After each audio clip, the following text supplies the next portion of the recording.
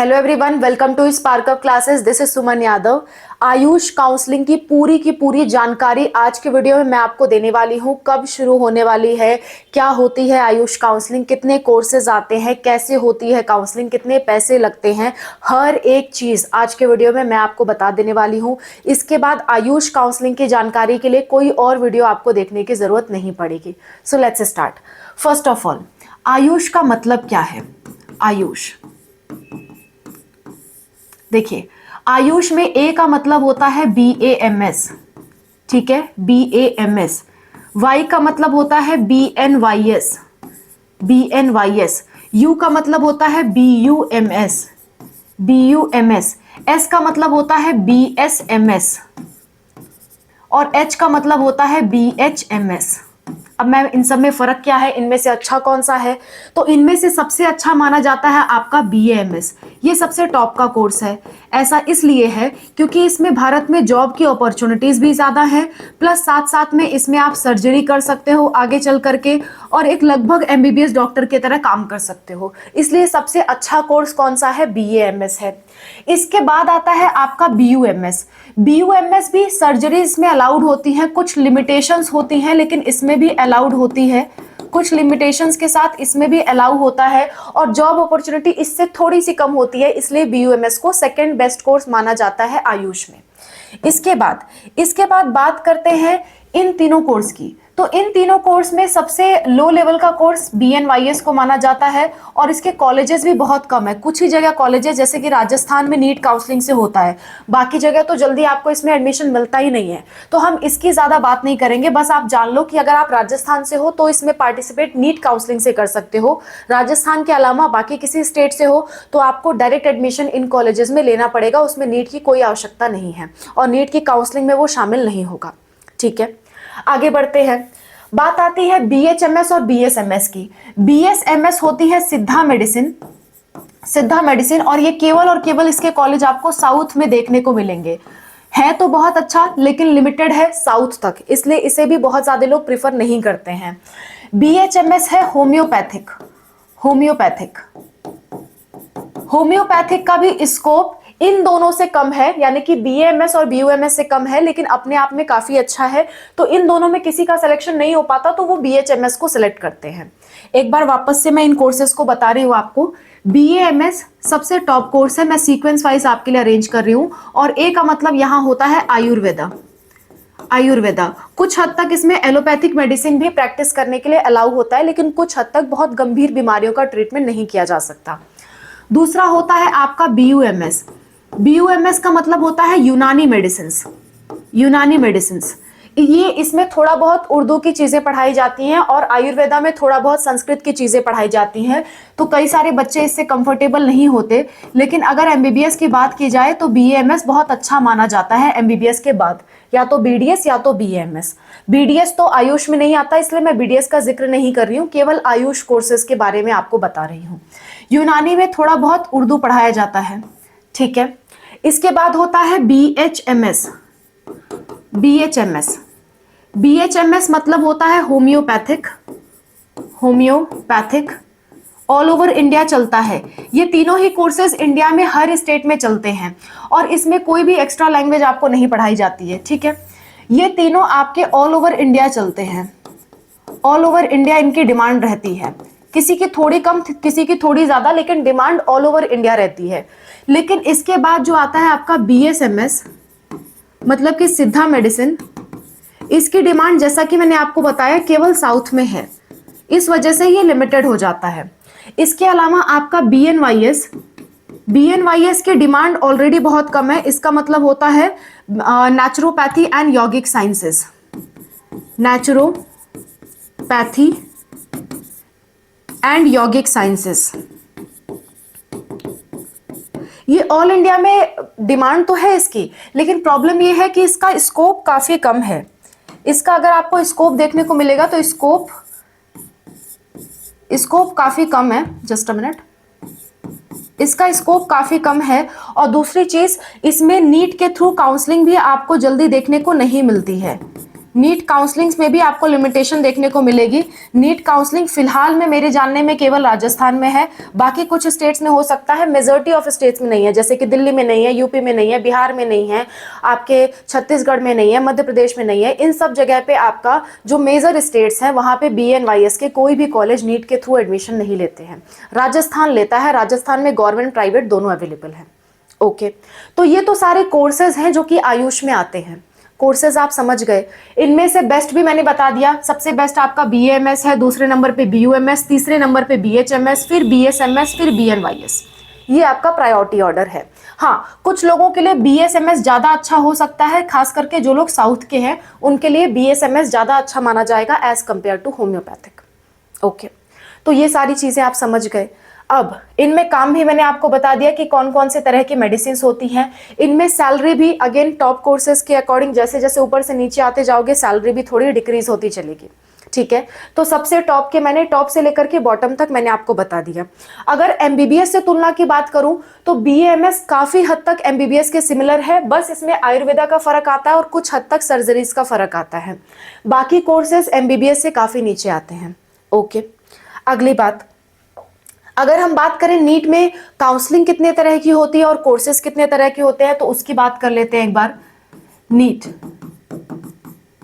की अगर मैं बात करूं तो नीट में सबसे पहले आती है MCC काउंसलिंग, जो कि अभी चल रही है। MCC काउंसलिंग ये अभी चल रही है और ये सबसे पहले ही स्टार्ट होती है। MCC में दो चीज होता है, एक ऑल इंडिया कोटा MCC और दूसरा होता है स्टेट कोटा MCC, और दोनों ही काउंसलिंग प्रेजेंट टाइम में चल रही हैं। ऑल इंडिया MCC की लास्ट डेट बढ़ा करके 17 अगस्त कर दी गई, 18 अगस्त कर दी गई थी, और स्टेट कोटा में अलग अलग स्टेट की अपनी अलग अलग डेट पे चल रही है। ठीक है, इसमें कौन कौन से कोर्सेज आते हैं? इसमें ऑल इंडिया कोटा में आपका आ जाता है MBBS, BDS, nursing and B pharma Ayurveda. हालांकि इस बार कुछ प्रॉब्लम्स है जिसकी वजह से B फार्मा आयुर्वेदा और नर्सिंग के कॉलेजेस आपको प्रॉपरली नहीं दिख रहे। स्टेट कोटा में केवल आपका आता है MBBS एंड BDS। कुछ स्टेट्स में BPT भी आता है, कुछ स्टेट्स में BPT भी आता है, सारे स्टेट्स में नहीं आता, कुछ ही स्टेट्स में आता है जैसे कि महाराष्ट्र। ठीक है, अच्छा आगे बढ़ते हैं। इसके बाद होती है आपकी, इसके बाद अगली काउंसलिंग जो है वो होती है आपकी आयुष काउंसलिंग। आयुष काउंसलिंग जिसकी अभी हम बात कर रहे हैं। Ayush counselling MCC counselling start होने के बाद में स्टार्ट होती है और अभी इसकी डेट नहीं आई हुई है। ये आप मान के चल सकते हैं कि 25 अगस्त के आसपास स्टार्ट होगी, 25 से 30 अगस्त के आसपास स्टार्ट होगी। ठीक है, बात समझ में आ गई। अब आयुष में भी दो होता है, एक ऑल इंडिया कोटा आयुष होता है, दूसरा होता है state quota Ayush. All India quota Ayush को AACCC कंडक्ट कराती है और स्टेट कोटा आयुष को स्टेट गवर्नमेंट के अलग अलग आयुष डिपार्टमेंट है वो कंडक्ट कराते हैं। ऑल इंडिया कोटा आयुष में आपके सारे कोर्सेज आते हैं, जितने भी हमने मेंशन किए वो सारे कोर्स आएंगे। BAMS, BUMS, BSMS, BHMS, लेकिन BNYS नहीं आता। BNYS ऑल इंडिया कोटा में नहीं आता है। ठीक है, स्टेट कोटा की बात करें तो जिस स्टेट में जो कॉलेजेस हैं उस हिसाब से काउंसलिंग होती है। कुछ ऐसे स्टेट्स होते हैं जिसमें केवल BAMS कॉलेज है, कुछ ऐसे स्टेट है जिसमें केवल BUMS कॉलेज है या BAMS BUMS कॉलेज है। मतलब जिस तरह का स्टेट होगा उस तरह के कोर्सेज उसमें मौजूद होंगे। BSMS और राजस्थान जैसे स्टेट में BNYS भी रहेगा। जैसे यूपी में अगर मैं बात करूं तो यूपी में ये 3 कोर्स अवेलेबल है यूपी में। ठीक है, इसी तरह हर स्टेट में अवेलेबिलिटी के अनुसार स्टेट में काउंसलिंग्स होती हैं। ठीक है, क्लियर हो गई बात। अब बात आती है कि आयुष काउंसलिंग की हम मेनली बात कर रहे हैं, पर इससे पहले एक चीज और बता दूं, नीट में एक और काउंसलिंग आती है वो भी आपके लिए जानना जरूरी है, जो कि है VCI काउंसलिंग, जो कि होती है वेटनरी कोर्सेज के लिए, वेटनरी कोर्सेज के लिए। ठीक है, इसमें इस काउंसलिंग की डेट आ चुकी है, इसकी डेट आ चुकी है। रजिस्ट्रेशन आपका आज से ही यानी कि 18 अगस्त से चल रहा है। जिसको भी कोई भी काउंसलिंग हमसे करानी हो, समय रहते इस व्हाट्सएप नंबर पे मैसेज कर दे और बताए कि कौन सी काउंसलिंग करानी है। अकॉर्डिंगली हम चार्जेस बता करके आपकी काउंसलिंग कर सकते हैं। सो VCI काउंसलिंग प्रेजेंट टाइम में चल रही है। MCC की ऑल इंडिया और स्टेट प्रेजेंट टाइम में चल रही है। आयुष अभी स्टार्ट नहीं हुआ है और आयुष की ही मैं पूरी जानकारी आपको दे रही हूँ। इनकी जानकारियां मैं दे चुकी हूँ। ठीक है। वीसीआई पे भी मैंने वीडियो बना दिया है और ऑल इंडिया कोटा और स्टेट कोटा के एमसीसी काउंसलिंग पे भी मैंने डिटेल वीडियो बना दिया है। दोनों ही वीडियो का लिंक लास्ट में है, आप देख सकते हो। जिस तरह का ये वीडियो है उसी तरह का मैंने ये दोनों वीडियो बनाया है एमसीसी के लिए प्लस वीसीआई के लिए, ठीक है। फिलहाल हम आयुष की बात कर रहे हैं, तो नीट से इतनी ही काउंसलिंग होती है, कोई और काउंसलिंग नहीं होती है। फिलहाल हम आयुष की बात करते हैं, आयुष को एक बार हम और डिटेल में डिस्कस करते हैं। तो आयुष का इतना आपको समझ में आ गया कि आयुष की दो तरह की काउंसलिंग होती है, एक तो होती है आपकी ऑल इंडिया कोटा, दूसरी होती है आपके स्टेट कोटा।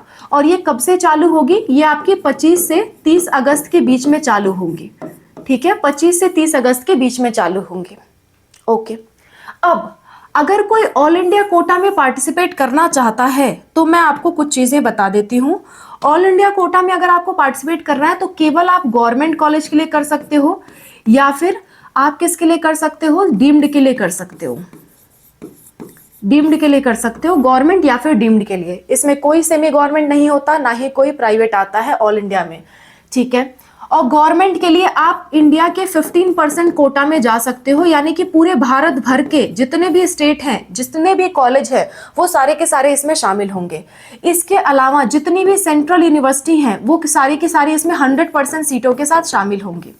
और डीम्ड की भी 100% सीटें इसमें आती हैं, डीम्ड की 100% सीटें इसी में आती हैं। तो किसी को डीम्ड के लिए जाना है तो केवल और केवल एआईक्यू ही करना पड़ेगा, किसी को सेंट्रल यूनिवर्सिटी के लिए जाना है तो केवल और केवल एआईक्यू ही करना पड़ेगा।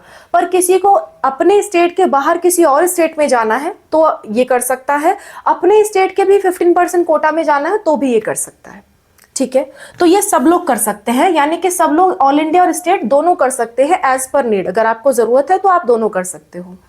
दूसरी चीज, ऑल इंडिया कोटा में सिक्योरिटी मनी कितनी लगती है वो भी आपको मालूम होना चाहिए।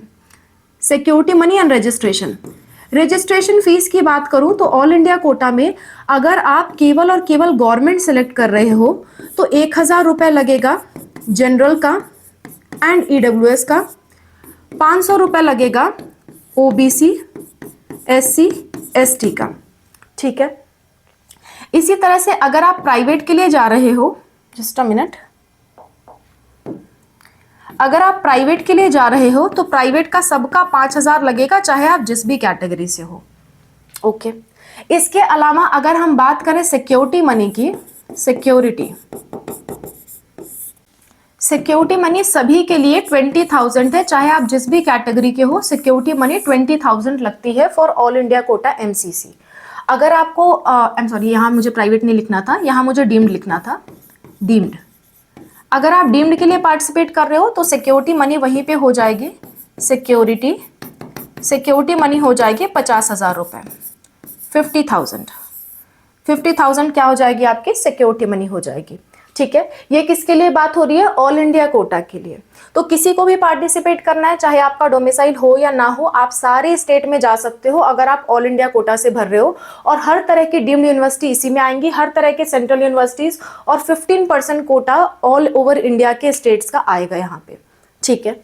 इसके अलावा अगर हम स्टेट कोटा की बात करें तो स्टेट कोटा काउंसलिंग में अगर आपको गवर्नमेंट में पार्टिसिपेट करना है और आप उसी स्टेट के डोमिसाइल हो, उसी स्टेट के डोमिसाइल हो, मतलब वहीं के रहने वाले हो, तभी गवर्नमेंट में जा सकते हो। जैसे अगर आप यूपी के हो, यूपी का डोमिसाइल है, तो ही आप स्टेट कोटा के गवर्नमेंट में जा सकते हो।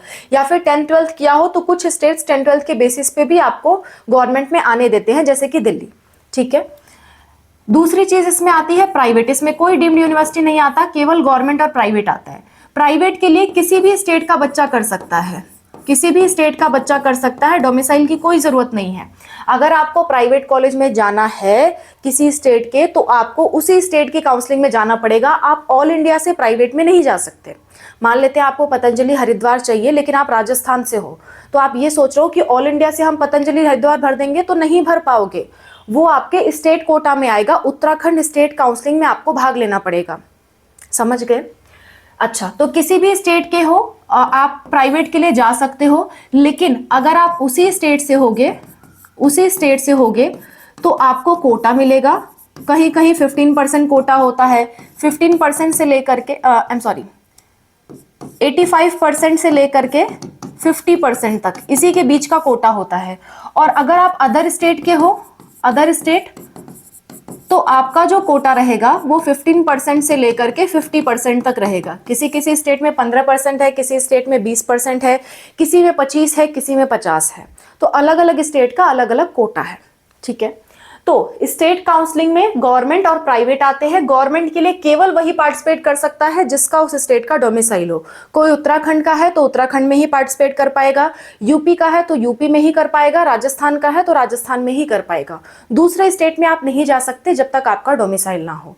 हाँ, प्राइवेट में एडमिशन लेना है तो आप किसी भी स्टेट में जा सकते हो, जो भी ओपन स्टेट है उन सब में आप जा सकते हो। ओपन स्टेट का मतलब प्राइवेट के लिए ओपन होता है, ना कि गवर्नमेंट के लिए। कई लोग ओपन स्टेट नाम से कंफ्यूज होते हैं। तो ओपन का मतलब होता है प्राइवेट के लिए ओपन, गवर्नमेंट के लिए कोई स्टेट काउंसलिंग में ओपन नहीं होते, ठीक है, समझ गए बात।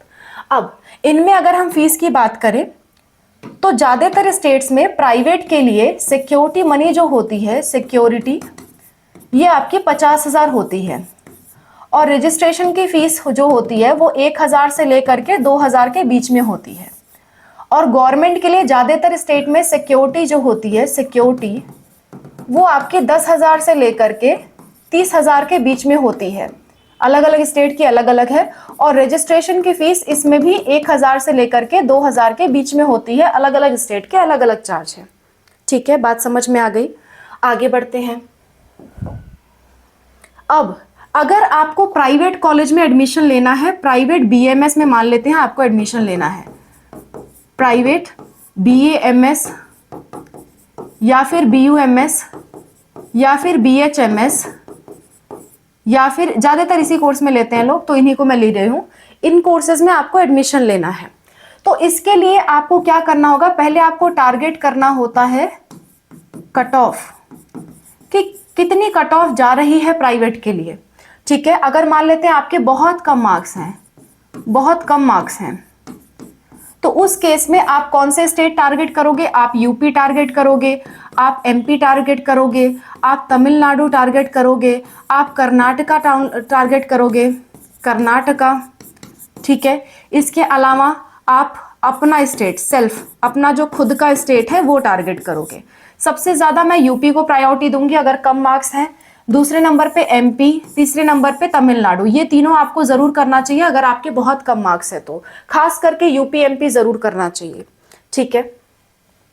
अगर किसी के एवरेज मार्क्स हैं, एवरेज मार्क्स हैं, तो उसको सबसे पहले अपने स्टेट में, खुद के स्टेट में जाना चाहिए, सेल्फ स्टेट, अपना खुद का जो स्टेट है उसमें जाना चाहिए, उसमें ट्राई करना चाहिए। या फिर कोई टॉप कॉलेज का स्टेट हो जहां पे टॉप कॉलेज मिल रहा हो, जैसे कि उत्तराखंड में पतंजलि हरिद्वार मिलता है, उत्तराखंड में पतंजलि हरिद्वार मिलता है, ऐसे स्टेट्स को टारगेट करें। और ये ना सोचे कि ऑल इंडिया से जा सकते हैं। मैं बार बार कह रही हूँ, प्राइवेट के लिए आपको स्टेट काउंसलिंग में ही जाना पड़ेगा। स्टेट काउंसलिंग, आप कहोगे मैम हम दूसरे स्टेट के हैं फिर भी दूसरा स्टेट काउंसलिंग कराएं? आंसर है हाँ। भले ही आप राजस्थान के हो, पतंजलि हरिद्वार चाहिए तो उत्तराखंड की स्टेट काउंसलिंग में पार्टिसिपेट करना पड़ेगा, ठीक है। आप कहीं दूसरे जगह के हो, आप उड़ीसा के हो, आपको यूपी में कॉलेज चाहिए तो यूपी की स्टेट काउंसलिंग में पार्टिसिपेट करना पड़ेगा। ऑल इंडिया नाम से कोई भी काउंसलिंग प्राइवेट के लिए नहीं होती है, इस बात का ध्यान रखिएगा, ठीक है।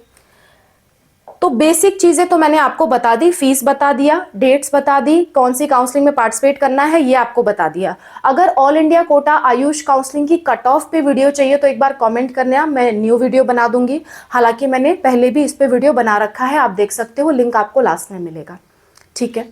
अगली बात ये, जब भी आप किसी काउंसलिंग में पार्टिसिपेट कर रहे हो तो कुछ बातों का आपको ध्यान रखना है। काउंसलिंग्स में कुछ बातों का ध्यान रखना है। नंबर 1, किसी भी काउंसलिंग का रूल पढ़े बिना आपको पार्टिसिपेट नहीं करना है। नंबर 2, किसी भी काउंसलिंग में आप पार्टिसिपेट कर रहे हो वहां के security money and registration fees अगर लग रही है तो आपको अपनी जिम्मेदारी पे करना है, वरना आप आगे नहीं बढ़ पाओगे, और उस चीज की व्यवस्था करके ही काउंसलिंग में पार्टिसिपेट करें।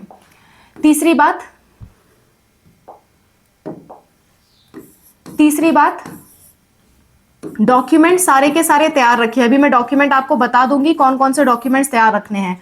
डॉक्यूमेंट सारे के सारे तैयार रखें। चौथी बात, अपडेटेड रहें, कभी भी स्केड्यूल आ सकता है, अपडेटेड रहिए। इस समय स्केड्यूल का कोई भरोसा नहीं है कि कब आ जाए, मैंने आपको एक अंदाज बताया है, लेकिन हो सकता है जल्दी भी आ जाए, इसलिए अपडेटेड रहे, बार बार शेड्यूल चेक करते रहे, वेबसाइट चेक करते रहे, कभी भी स्टार्ट हो सकती है आयुष की काउंसलिंग। मोस्ट प्रोबेबली 25 से 30 अगस्त के बीच में होना चाहिए, लेकिन इन केस पहले भी हो सकती है, तो इसलिए प्लीज आप लोग शेड्यूल के लिए अपडेटेड रहें। अगर आप हमसे काउंसलिंग कराना चाहते हो तो आप हमसे बुकिंग करके रख सकते हो, ये हमारा व्हाट्सअप नंबर है, इस पे आप जो भी काउंसलिंग करवाना है आप उस पर लिखिए कि मुझे स्टेट का कराना है, गवर्नमेंट का कराना है या प्राइवेट का कराना है, किस कोर्स का कराना है, जो भी आपका है क्वेरी वो लिख के रखिए, अकॉर्डिंगली आप बुकिंग कर सकते हो। जब भी आप हमें काउंसलिंग की पेमेंट करते हो तब से लेकर के सारी जिम्मेदारी हमारी हो जाती है आपका हर एक काम करने की। फॉर एग्जाम्पल आप नहीं शेड्यूल बार बार देख पा रहे हो, नहीं अपडेट रह पा रहे हो, तो आप हमसे बुकिंग करके छोड़ सकते हो, जब काउंसलिंग शुरू होगी हम खुद ही आपको कॉन्टैक्ट करेंगे। ओके, नेक्स्ट पांचवी बात, कोई भी करेक्शन विंडो जल्दी ओपन नहीं होती है, होती भी है तो बहुत दिक्कत होती है, इसलिए करेक्शन पॉसिबल नहीं होता। तो हमेशा हर चीज सही से भरना, कोई भी चीज जल्दीबाजी में मत करिएगा, सब कुछ सही से भरिएगा, ठीक है। ये काउंसलिंग में ध्यान रखिएगा, और विशेषकर जब आपके कम मार्क्स हो, मार्क्स अगर कम हो तो उस केस में आपको प्रेफरेंस लिस्ट में बहुत सही से काम करना है, प्रेफरेंस सही से आपको बनाना है, प्रेफरेंस जितना अच्छा बनाओगे उतना अच्छा आपके सिलेक्शन के चांसेस होंगे। तो काउंसलिंग के वक्त इन बातों का आपको ध्यान रखना है, ठीक है। तो मैंने आपको आयुष काउंसलिंग से जुड़ी सारी जानकारी प्रोवाइड कर दी है, जो भी आयुष काउंसलिंग में शामिल होता है मेरे नॉलेज में जितना था वो मैंने आपको प्रोवाइड कर दिया है। अब इसके अलावा आपका कोई डाउट है कि मैम आयुष काउंसलिंग से रिलेटेड मेरा ये डाउट है, आप बता दो, या कोई भी आपका दूसरा डाउट है तो कॉमेंट सेक्शन में मेंशन कर दीजिए, उस डाउट पे हम वीडियोस नया आपके लिए बना देंगे। और अगर आपको हमसे पेड काउंसलिंग लेनी है या कॉल पे बात करनी है तो आप इस नंबर पे व्हाट्सएप पे मैसेज कर सकते हैं। So that's all about the video. Thank you so much for watching. Wish you all the best for whatever you're going to do. Bye. Take care.